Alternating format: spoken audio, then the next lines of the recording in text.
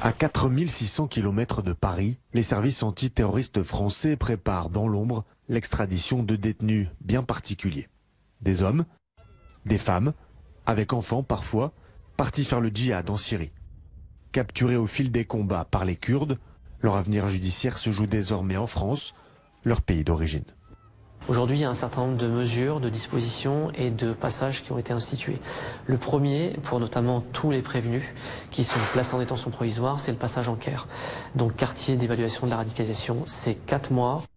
3 solutions au terme de ces 4 mois. Un placement en détention ordinaire avec d'autres détenus, un placement dans des quartiers de prise en charge de la radicalisation, l'isolement pour les plus radicaux. Mais les prisons françaises surpeuplées ont-elles assez de place ? On a au premier semestre 450 places qui ont été créées, on en aura 1500 normalement à la fin de l'année 2019. On est sur un traitement individuel.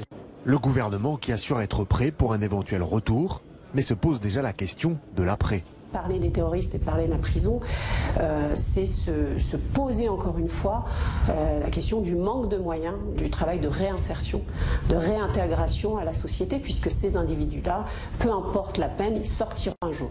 Voilà, en moyenne, c'est à peu près 10 ans. Actuellement, en détention provisoire ou dans le cadre d'une condamnation, près de 500 individus sont incarcérés pour des faits de terrorisme.